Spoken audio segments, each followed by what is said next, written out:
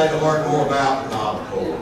And I've got a list of questions, but I thought of one on the elevator that I'm going to start with, and that is I'm going to ask each of them to give their elevator speech as to what Common Core is. And I've got a lot of specific questions, and somebody asked me, I don't know why they're thinking of that. Somebody asked me one time, well, how long is an elevator speech? I said, well, it depends on whether you're going to the second, third floor or the top of the Empire State Building. We don't want the top of the Empire State Building elevator speech, but you could take more than if you were going to the second floor. So, if you don't mind, I'm going to call y'all by first name. All right, June, we'll hear your elevator speech on what's the Common Core. If you see me on the elevator and I don't know what it is, what are you going to tell me, Rachel? Well, Phil, this is what I would tell you. The Common Core identifies what students should know and be able to do in order to have options and student success as a result of being in school for 13 years. It identifies that students should know how to add, multiply, subtract, divide, do fractions, percentages, decimals, learn how to use statistics, geometry, and algebra. It also requires the students learn how to read, write, speak, and listen well through the use of literature and information text. Good. Dan, if you were giving an elevator speech. That's far better than I can do. I'd say, this is our next set of standards in North Carolina. We've had standards for decades, and this is another set of standards. I think that, the standards are not curriculum. Some people say, are these curriculum? They get them confused, and that's not the case. They're not the assessments either, but if you have a set of standards on one end and bookends, and you have assessments on the other, it helps define curriculum, so people need to understand that. And I would just say that we should in North Carolina have very high standards. Some people think that Common Core standards are more rigorous and better standards than what we've had in the past, and some people would argue with that. So the debate is still out there, and I think the debate is open. So I think that's probably why we're here doing this today. Right. Thank you both. We'll ask some more specific questions as we go along. For those who may not be totally up on Common Core, although I wouldn't predispose that some of you are not, how did Common Core get started? Where did Common Core come from? Let's see, June, and I'll go to Dan. No, I'm sorry, Dan. Where do you, and I realize there may be some difference of opinion, and that's what we're hoping for. Where did Common Core come from? Well, Common Core came out of two independent trade organizations, one the National Governors Association and the Council of Chief State Executive Officers, of which Dr. Atkinson was a member, actually the president now. Congratulations to the president. And these groups got together and decided that we needed to have a set of standards that all the states could identify with, and we could benchmark against one another, and we could move forward as kind of one whole, one more cohesive body when it comes to assessments and that sort of thing. And so it really started out as a series of conversations really a number of years ago. But in North Carolina, we adopted those standards about 4 years ago. I think it was 2010 is actually when we signed on to the standards after receiving the Race to the Top 2 grants. We signed on really with the Race to the Top 1 in an earlier agreement. We didn't get that, but we did get the Race to the Top 2 grants, a $400 million grant stimulus funds from the federal government that helped us through the process of implementing some of the items related to the Common Core standard. What would you agree with that? What I would add to what Dan has said is that Chief State School Officers, of which I am one, as Dan has just indicated, started in 2007, 2008 to say, could we have better standards? Could we have a greater impact on being able to move our states forward if we came together to identify what students should be able to do? If we came together to identify what is a part of student success. And during the time that there was that conversation, leaders in the National Governors Association, such as Governor Huckabee and Governor Perdue from Georgia. Oh, that's Sonny Perdue from Georgia. She pointed out, not Beverly Perdue. Right, did I say that? No, I just want to make sure everybody. No, you did.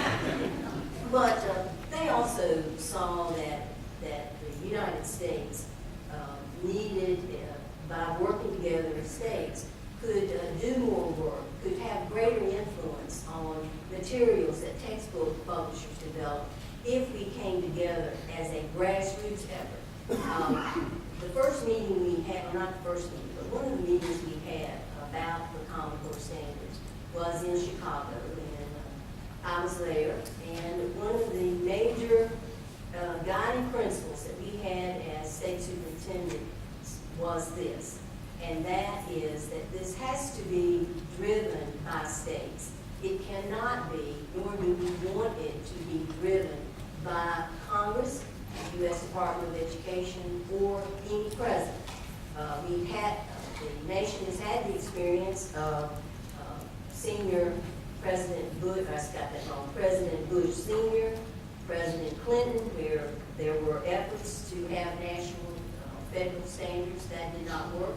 And since most of us who are chief state school officers appreciate history, we knew that that would not be the right direction, that we have states' rights, and so consequently we believe that we would develop the very best standards, and then it would be a decision of every single state to decide whether to adopt those things. To be honest with you, I've had several people tell me they were opposed to Common Core because it had been imposed on the states by Washington, and they're using that, some of my friends are using that as a reason to oppose it, that it's been imposed on the states. But both of you in different ways have seen indicate that's not the case. Have I interpreted, is that a concern of yours, Dan? Well, I would say that the federal government's not sitting on the sidelines and doing nothing. Right. The race to the top grants, there's billions of dollars in stimulus money that even on the White House's website, the whitehouse.gov website, says very specifically that they want to influence the process for the standards. They're trying to achieve higher standards, and they do that by offering grants, either grants in series like ours is $400 million. I think Tennessee's was $5 billion. What I said. Tennessee, what was Tennessee? Tennessee's about $800 million. Ours is about $400 million. And it was either acceptance of that race to the top grant money, or it was a waiver from No Child Left Behind. And so those things became a carrot and a stick, and there's no doubt that states across the country signed on because they either wanted a waiver or they wanted the funds to do that. I think again they did that for right reasons oftentimes, but I think you can't say that the federal government is not involved in this, because they're very involved. Arnie Duncan talks about it all the time, and how important the Common Core is to them, and how important the standards are to them. So there's definitely a connection. You have anything to add? Yes. With the race to the top, when we received the race to the top, one of the requirements was that we adopt career and college-ready standards. That was also a requirement for any waiver from ESCA or No Child Left Behind, as we often refer to that legislation. There are states that have waivers, such as Virginia, where I grew up, that did not adopt the Common Core standards. They adopted career and college-ready standards, and they were able to get a waiver. So as a state, as one of the people who worked in developing our Race to the Top grant, which was written and submitted after our State Board of Education adopted the standards, I did not feel that our state received any pressure whatsoever from the federal government to say that we had to adopt the Common Core standards. And of course, Dan is exactly right. Secretary Arnie Duncan, the President of the United States, and I can't control either one of you, just in case, both are proponents of the Common Core standards. But that does not indicate that the President of the United States or the U.S. Department of Education required us to develop and to implement those things. Probably an unfair question, but if we hadn't had Race to the Top money, would North Carolina have adopted Common Core? If we had not received a dime from Race to the Top, we would have adopted those standards. And we did adopt those standards, or the State Board of Education adopted those standards in 2010, in June, after at least, let me do my math right here, after at least 2 years of our getting feedback about our revised standards in mathematics, in 2007, the State Board of Education appointed a commission, either 2006, 2007, appointed an accountability commission. And the purpose of that accountability commission was to identify where we should go with accountability, where we should go with standards and assessment. That document is on our website, and I encourage you to read it.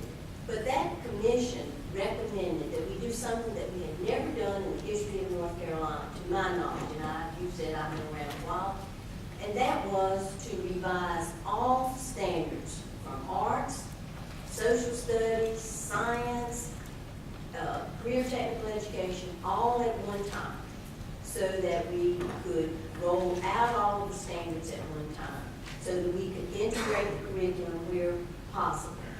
And so we were well on our way before Race to the Top was even a part of the conversation. Just to add to that, I think this is part of the concern that I have, General. I've kind of stated it as if you were biting off the whole elephant at one time and trying to chew it all.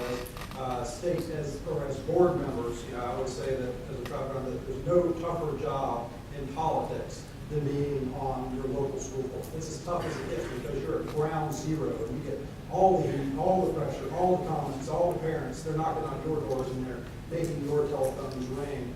And so one of my concerns is, why did we take it all on at one time? Why did we say that all grades and all at one time in all subjects we were going to take this thing on and make these massive changes? I think there's a lot of opportunities for the perfect storm of negativity to happen. There's like I say, on the couch on this, there's a lot of great things going on in education in North Carolina. There's probably great things in every one of your school districts going on right now. Dr. Atkinson has one of the toughest jobs in the things that she has to do. The quantity of initiatives that she's undertaking at any one time are massive. And so the question is, why are we doing all this at once? Why did we take all this on at one time? Why did we not pilot test it further so we knew what the outcomes were going to be, so we had a clear understanding of what we were getting ourselves into, so we had a communication plan to deal with our parents effectively and that sort of thing. So that is one of my concerns about the process. And that was one question I was going to ask later, but let's pursue that a little bit now. Was there any pilot testing? Let me, I think that what Lieutenant Governor just said about the question why. As a person who's worked in the department with at least 8 years of going through new standards, I ask that same question because in my work in the department, I have been responsible when Phil was there, and then subsequent to his being state board chair, we had done a staggered schedule.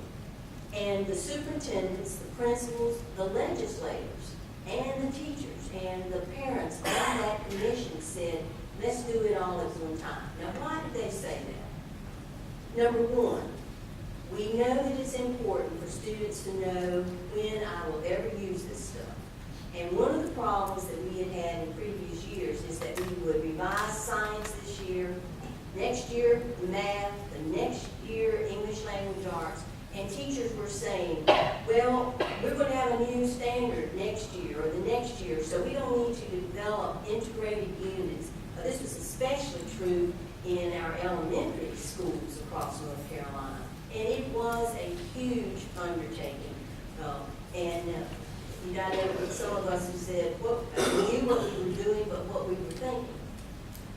But we felt as if that would be in the best interest so that we could have, especially for our elementary teachers, because they were constantly having to revise and they didn't have any stable standards for the entire elementary school standards because they would have to change it year after year.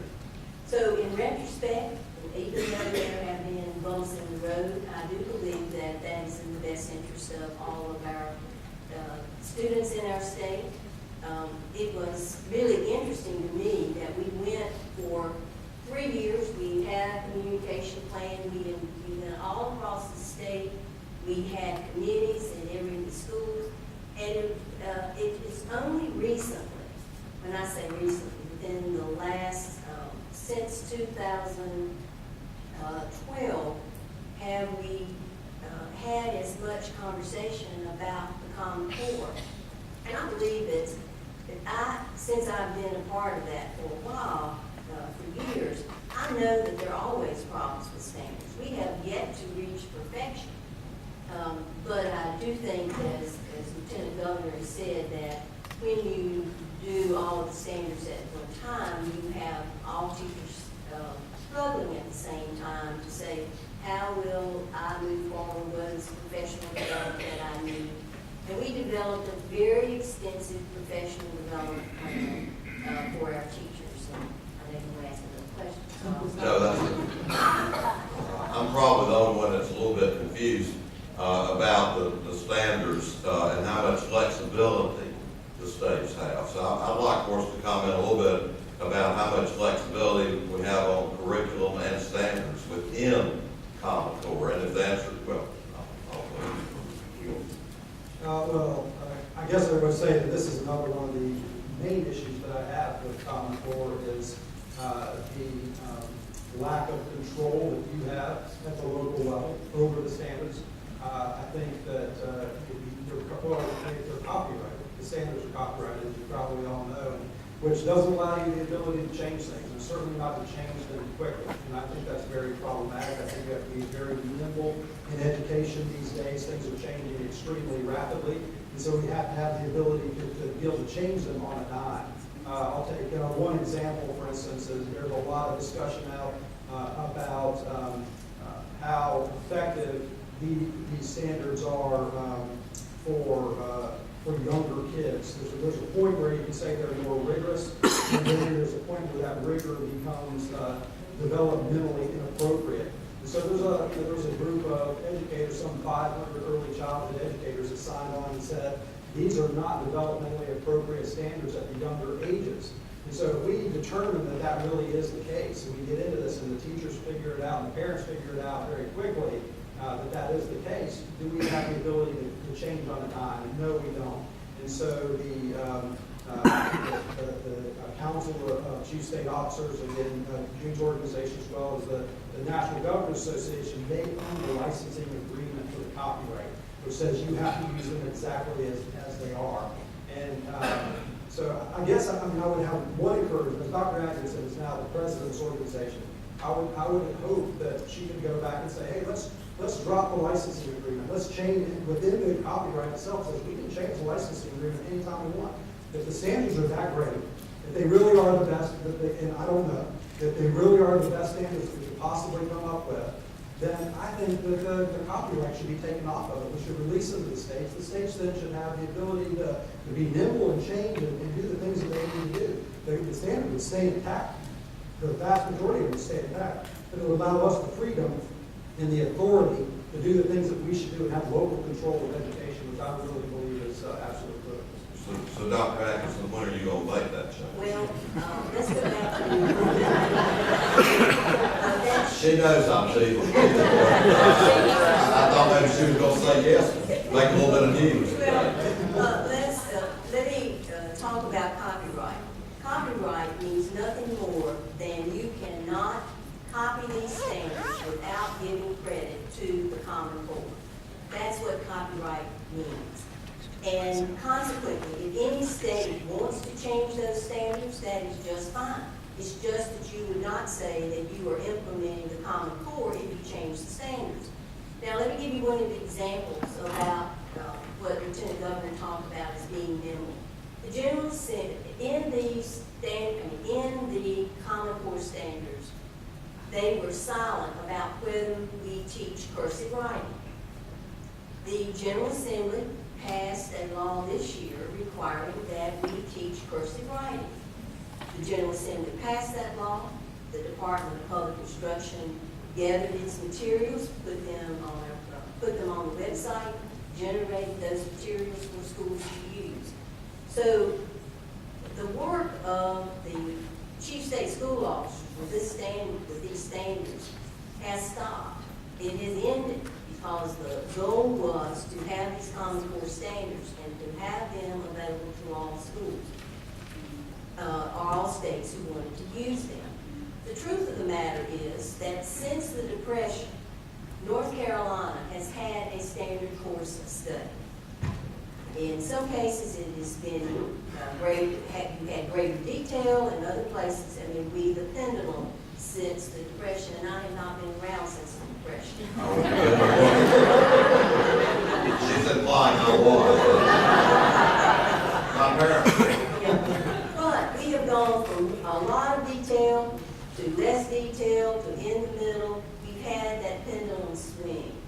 And it has always been since the Depression that the Department of Public Instruction, with the approval of the State Board of Education, identifies what students should know and be able to do as a result of being in our schools. That has not changed with the Common Core. And another thing which has not changed is that we say, for example, in third grade, that students should memorize the multiplication tables and be able to multiply. The standards do not speak to how teachers teach multiplication tables, for example. It does not say that you have to use flashcards, leapfrog, X textbook, or this workbook. It is up to the teacher, as it should be, because I agree with Lieutenant Governor that those decisions need to be made at the local level, the closest to the students. Well, I'm glad to hear we're still teaching multiplication tables. Are we still teaching Roman numerals? I know you love Roman numerals.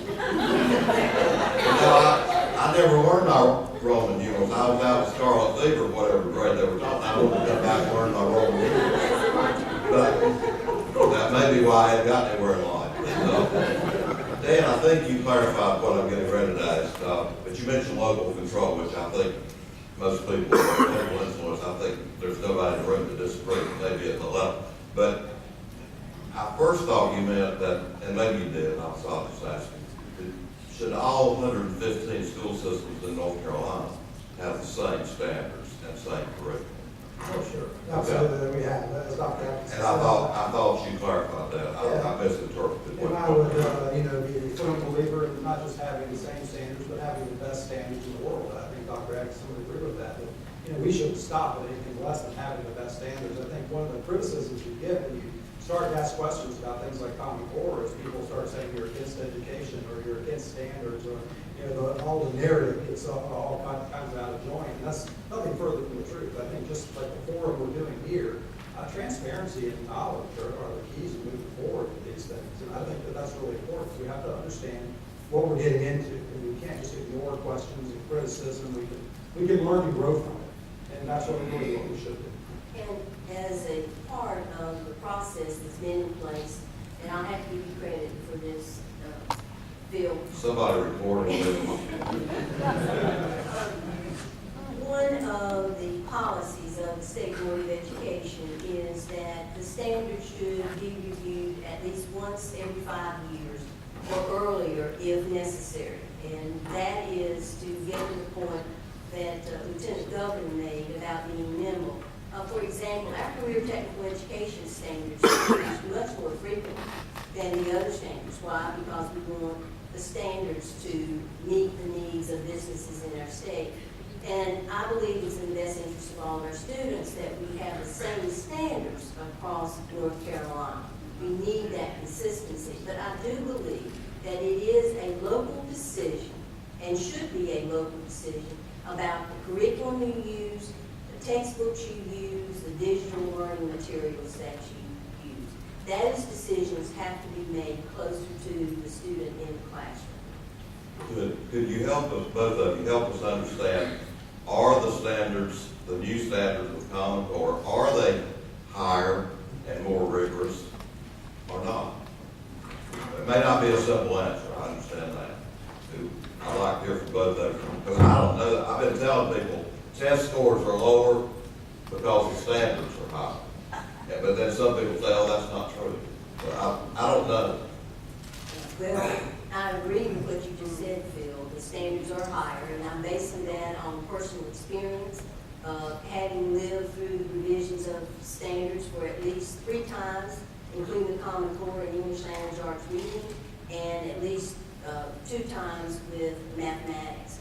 They are more rigorous, and based on personal experience I say that, but there are other reasons why I say that. Number one, the Common Core standards and ACT, SAT are aligned. You have seen probably billboards throughout throughout North Carolina, I have been traveling, about get your GED before January. Why are they saying that? Because the organizational body for GED has now adopted the Common Core standards.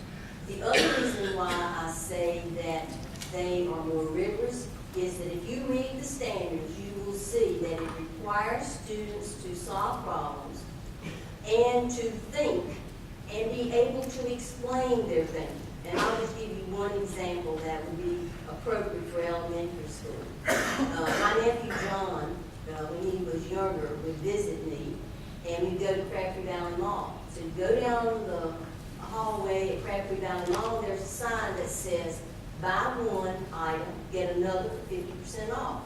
And then next door, it says, all items 25% off. So my question, and this is part of the Common Core, and this is just an illustration, so which is the better deal? Or are they the same deal? And under which circumstances would you want to buy from the first store or the second store? That requires students to know how to perform basic arithmetic, but it also requires some decision making. Now, for those of us who like to shop, we always like the opportunity to buy 2 rather than 1. So, but the point is that the Common Core standards require us to answer that question, when will I ever use this stuff? And one of the reasons why they're much more difficult to implement is, it's one thing to teach the quadratic equation, or A subs. It's another thing to help students understand how A subs and quadratic equations will ever be used in their lives.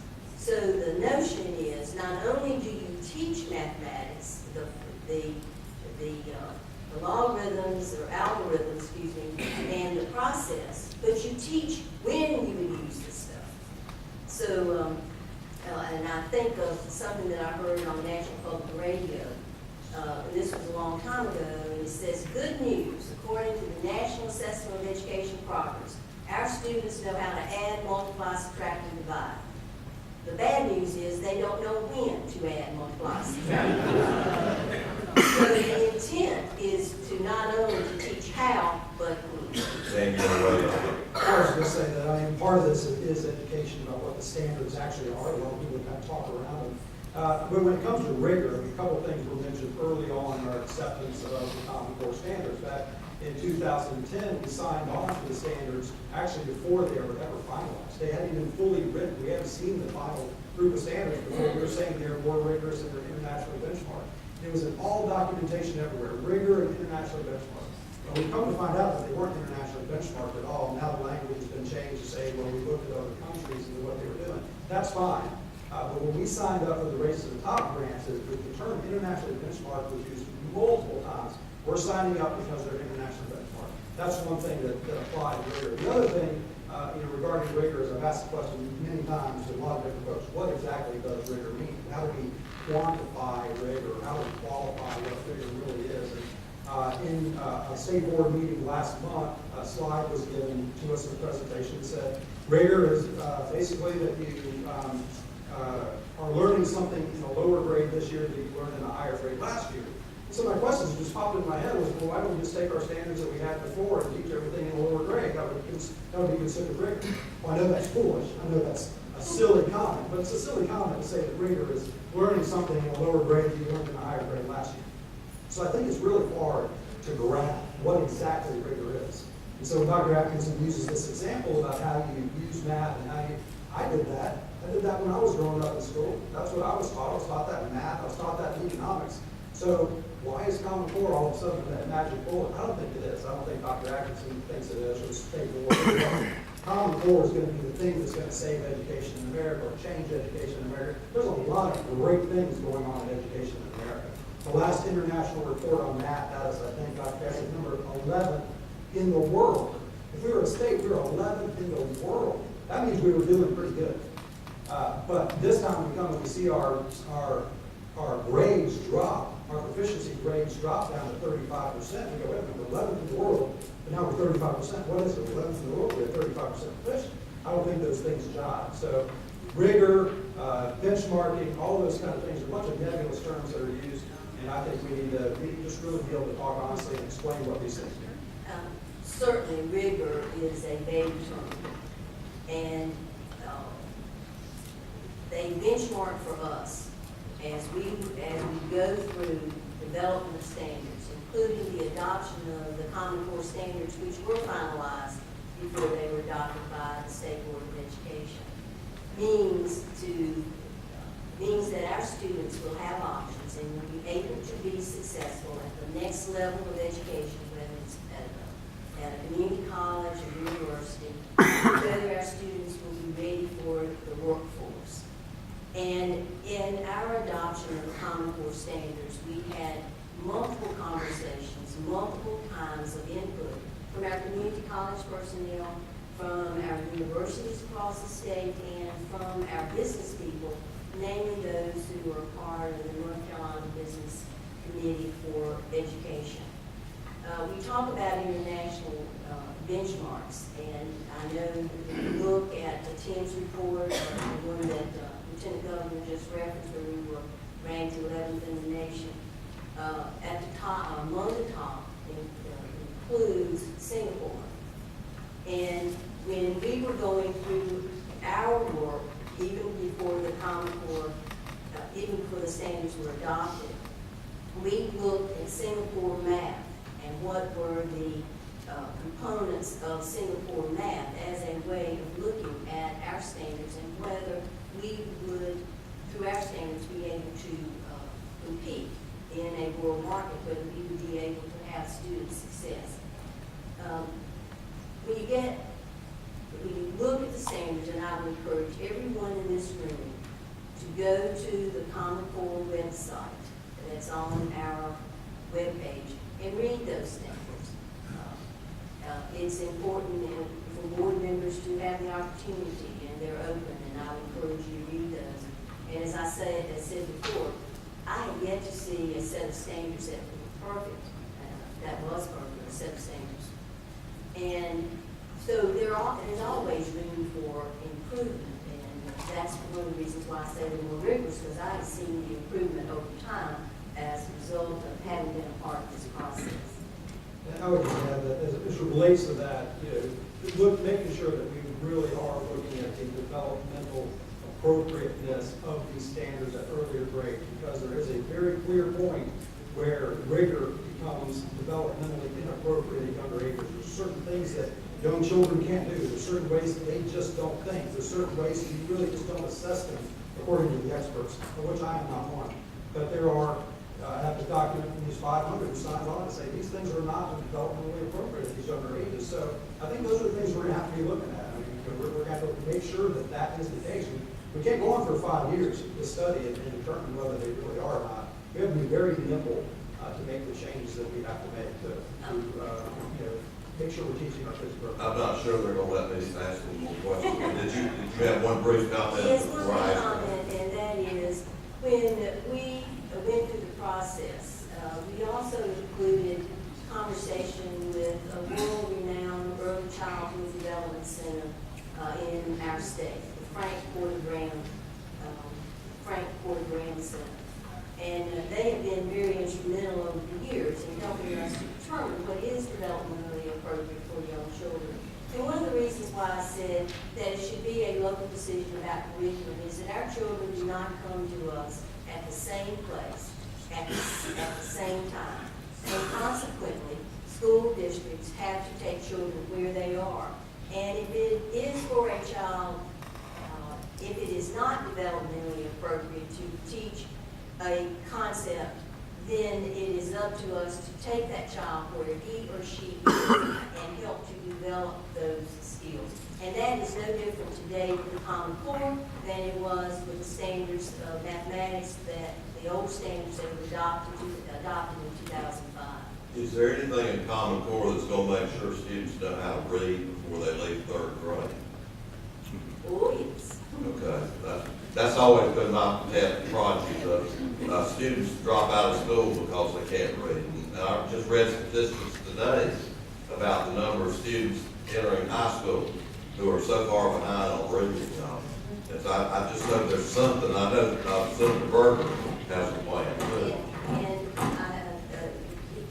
Lieutenant Governor made a really good point about that these standards were not saving the world. He is exactly right. If all we had were the standards, we may as well pack our bags and go home. It takes that teacher in the classroom.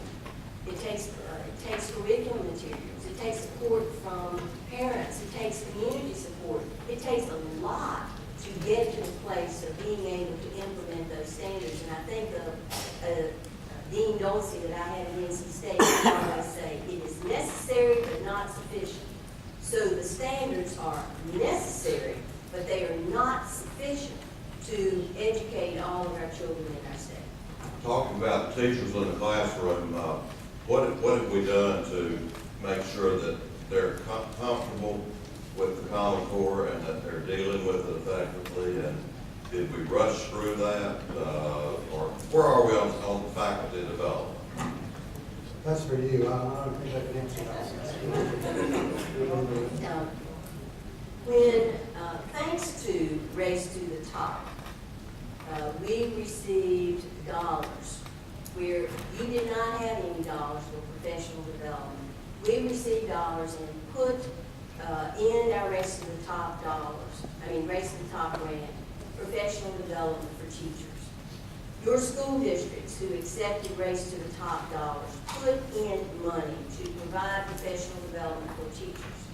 So for 2 years, starting in 2010, 11, 12, I believe I got that right, 11, 12, we also got a gift from the General Assembly. And here's the gift. The General Assembly passed a law that says that we must have 185 days of student instruction unless it can be shown that not having 185 days would contribute to student achievement. The State Board of Education delegated to me the authority to waive those 5 days for students to come to school if each school district dedicated those 5 days to professional development about the Common Core and the essential standards known as the standard course of study. So theoretically, every teacher who was in place in 2010 in our schools received approximately 40 hours of instruction spread throughout the year or on work days, depends on the school district, the first year. The second year, the General Assembly gave that same year. So theoretically, any teacher who was here in 2010 and still in the classroom has received anywhere from 60 to 80 hours of professional development related to the standard course of study. In addition, we have had 3 full summers of workshops for teams from schools across the state to learn how to implement the standard course of study. In addition to those efforts, we have provided for the last 3 years approximately 90 workshops every year to help teachers. We have also provided resources that can be found at our webpage. Are we there where we need to be? Absolutely not. We have many new teachers who have not been a part of that 3-year cycle. We have teachers who are struggling, and it's our aim to help the teachers in the classroom to become proficient. And one little note, in 2005 or 2004, when you changed the standards, here is the most common statement that I heard from teachers across the state. Where are we going to get the professional development we need this was in 2005, to implement the new math standards, or the new English language standards. And what about our resources? One good thing about having gone through this process for at least 3 times, I see repetition in the kinds of questions the teachers ask. And of course they need to ask those questions because our teachers want to be prepared to do the best job possible for students. Because the previous job I held, I know that there's no single voice that speaks for everybody in the business community. But I would like to ask both of you why you think a number of prominent business people have come out for and support through op-eds for Common Core. Doesn't necessarily mean you agree with it, but why do you think business people, some business people, and if you know business people that have come out against it and would like to share any reasons, we want to hear both. Dan. Well, I think that, as I traveled around the state for several years on the campaign trail, meeting with business owners across the state of North Carolina, it was a common thing. Please just teach these kids how to read and write. And there are people coming out of high school, and I'd have business people come and say, one guy told me a story about a young man that he actually knew, came to fill out a job application, and he literally didn't spell his name right. And he called the guy's father and said, this is the education that your son has. He's in dire trouble for the rest of his life. And so business owners I talked to said, we are not getting the students prepared in the way that we need them. And I think that depends on where you are in the state. There's great schools, there's underperforming schools, we're dealing with some of those. And I think the education system has been up and down. I think certainly education, as most of us in the room would say, has been dumbed down over the years for a number of years. We're trying to get that back to be able to provide the things that these businesses need. So I think the businesses signed on because they knew that we weren't necessarily providing what they needed in the way that they needed it. And they wanted a tool to help them do that. As I've asked business owners around the state, the chambers come out and support a Common Core, a lot of businesses write op-eds, and they've written them against me and even my questioning Common Core. And I've asked business owners, I said, what do you know about Common Core? I haven't found a business owner yet that really knows anything about it other than saying they're more rigorous. And I ask questions. Nobody knows anything about it. It's easy to sign on for something that sounds good. And I'm not saying it's not. I'm not here saying it's not. I just think when the businesses community gets together and says, we got to do this because the businesses have a responsibility to dive in and ask questions too, and see what that really means to them. So to me, that's why they signed on, because they see a need. They need to fill a need within the business.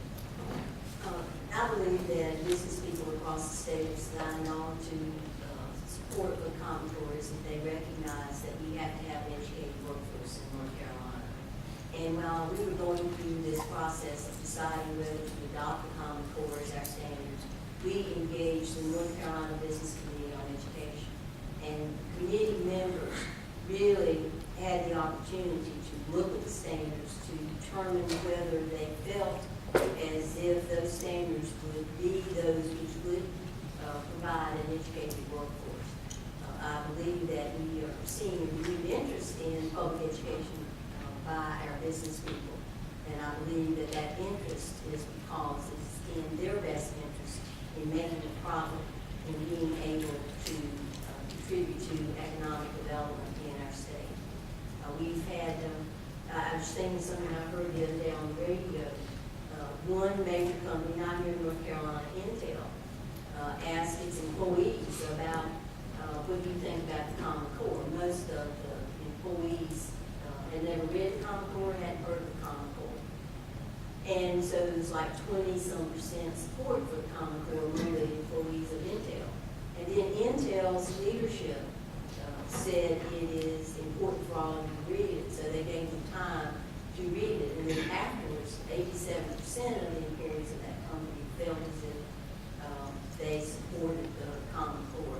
So it comes back to a very important skill that you need to have by the end of third grade, and that is being able to read and to read the Common Core standards.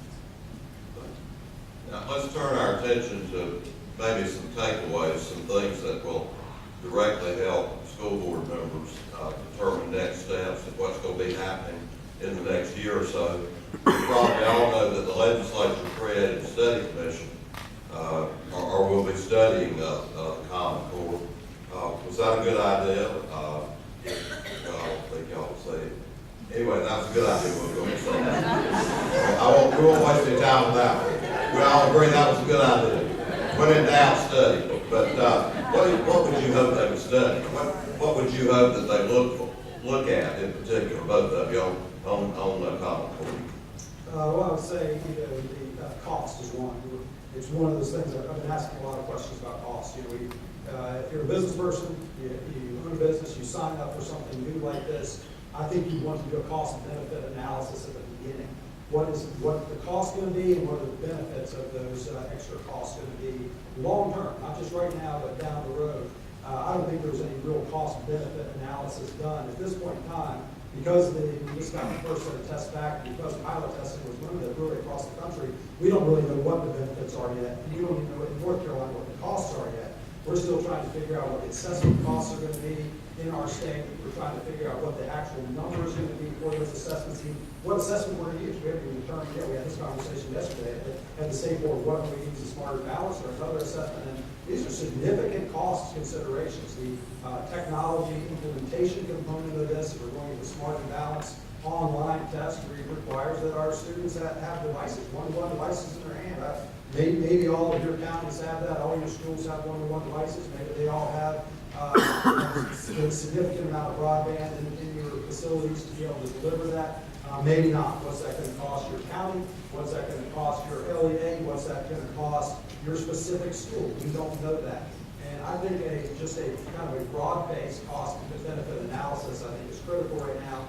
I would say also that we need to deal with the issue of developmental appropriateness for the standards at the earlier ages, and deal with teacher preparedness. I've had mixed comments from teachers as I travel around, as Dr. Atkinson does, and I meet with teachers. Some are very prepared, and some are eager and gung-ho to move forward. Some aren't as prepared, and some will say, well, we don't have the tools we need. We don't have a curriculum.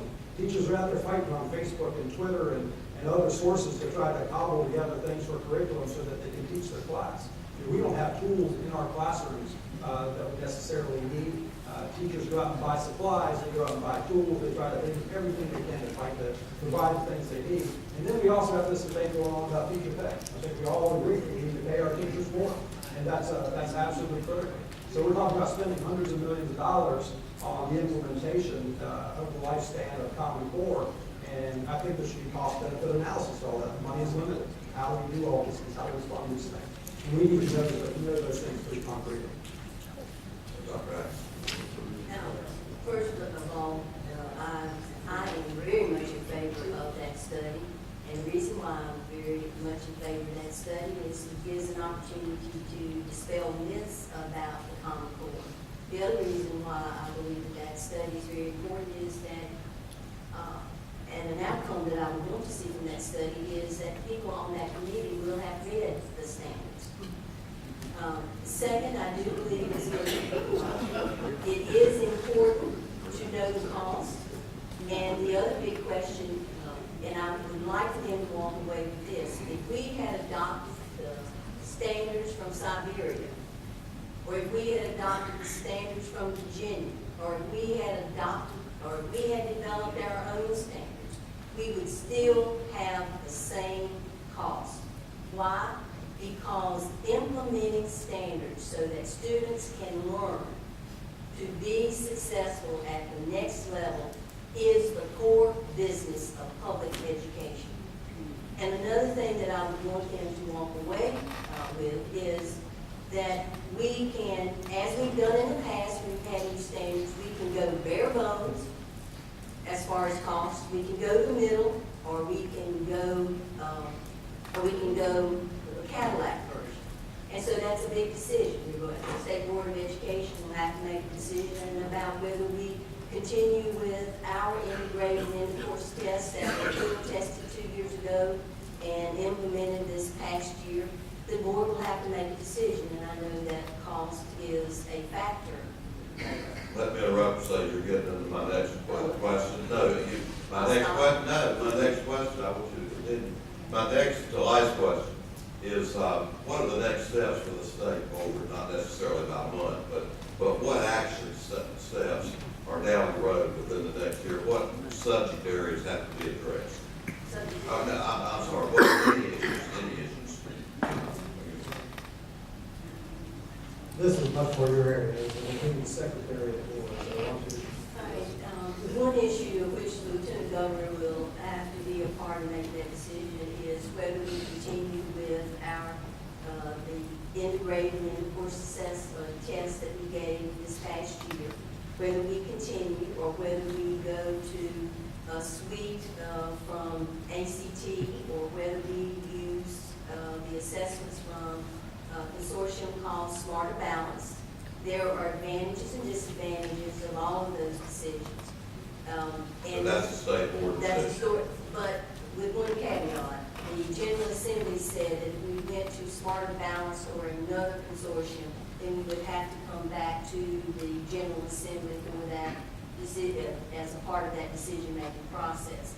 And the big guiding principle is this: do we want to be able to compare our results with that of other states? If we do, that will take us in one direction. If we don't, that will take us into another direction. So that's one big step. The other big question is, what would we put in place if we just eliminated the standard course of study today, including the Common Core? The school districts, the department, have used race to the top dollars to do professional development. So I'm hoping that as a part of that study, that they will understand that going back will cost us more than going forward. I don't remember what the question was, but I'll just comment. I think there's a couple things going on related now. It's not important about what the board's decisions are. One is about testing and how much testing. We can talk a good bit about this. How much testing is appropriate amount of testing for our students? How much testing in a 180-day school year? Some I've heard from some principals and superintendents that 25, 27 days of testing. Is that too much? Is that not? And we have to figure that out. I think a lot of people think there's too much going on. And as Dr. Mark Edwards, Superintendent of the Year nationally, said, we have to say the other day in our meeting, he said, it's not just testing. This is high-stakes testing. It's high-stakes testing for our students, and it's high-stakes testing for our teachers, because our teachers are now being evaluated as well. So there's a lot of important things going on for our teachers. If I was a teacher, I'd want to make sure that I was prepared, fully prepared to implement these standards, to teach, that I had the curriculum and the tools and everything I needed, because I'm getting graded on this now. I'm going to get my paper for performance review is going to be based on this. I think these are very important decisions we have to make at the board level about how we proceed with these things, because they have implications down the road. We have a new A through F grading system for our schools now from the General Assembly. That's pretty high stakes too. If all of our grades continue to trend the way they did this time, and they do it another year, which once we say we sign on to Smarter Balance, and we have that 35% again, all our schools get it. And what happens when all of our schools in North Carolina get the grade of the year after? What happens to economic development in North Carolina when businesses look at our schools and go, they're all decent F? What happens to morale for our teachers and our administrators in schools when that happens? These are big questions I think need to be answered, and they're all coming due at one time. This is like the perfect storm of a lot of things happening in education right now. And again, I'll kind of go back to us needing to be as nimble and quick as we can with these things. And since Dr. Atkinson already mentioned that the copyright is not as important, I would say that we get rid of the Common Core and just say we want these Common Core standards to be North Carolina state standards. Use the standards as they are. Get rid of the names, then that's all we have to do, so that we can be nimble with those standards and use them as we see fit, as you see fit. You can make the changes you need to make. Okay, a final question. Let's assume that you're a school board member, a local school board member, and somebody comes up to you and says, let's do away with the Common Core. Or they say, oh, Common Core is the best thing since sliced bread, let's keep it. What advice do you have for local school board members if they hear things like that? But I don't hear, but we'll go with A. The first question I would add, the first thing that I would say, have you had the opportunity to read the Common Core standards? That would be my first question. Because you can't have a conversation about whether they're good or bad unless you read the Common Core standards. And that would be my first question. The other thing that I would do as a board member is to ensure that the parents you have in your communities also have the opportunity to talk with teachers and to talk with citizens in the community about what the Common Core standards are and what they are not. They're a part of the standard course of study in North Carolina. And I would also, as a board member, make sure that you send home to students, to parents, what is being expected to be taught in each of the grades. It shouldn't be a mystery. It shouldn't be a secret. All of our parents should know at the beginning of the year and throughout the year that these are the expectations, that for third grade, students are expected to learn how to multiply and know when to multiply. So I would make sure that I'm communicating with parents on an ongoing basis. And I believe that that would help parents feel more comfortable. I spent 25 minutes with a parent today while driving down. And bless that parent's heart, she talked for 25 minutes. And I asked her just to let me talk for 30 seconds. And her whole point was, my grandchild isn't required to learn multiplication tables. That's why it's on my mind. He is not required to learn multiplication tables. And I want him to memorize his multiplication tables. And she said it's a fault of the Common Core. And I did try to say, in my 30 seconds that she gave me, the Common Core standards, or the standard course of study in North Carolina, requires the students know how to multiply and that they memorize the multiplication tables. Communication. Yeah, I would do the same. I would say you can read the standards. I think that is an important first step, because this is not just about standards. I think that's been the message that I've tried to communicate for a long time. There's a lot of other things going on.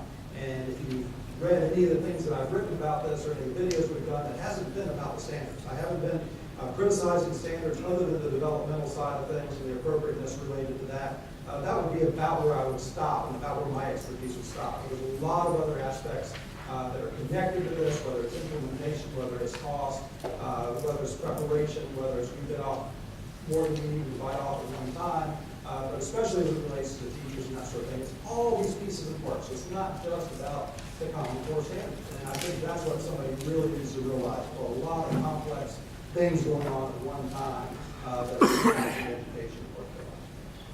On behalf of the audience, we want to thank both of you for being here and taking time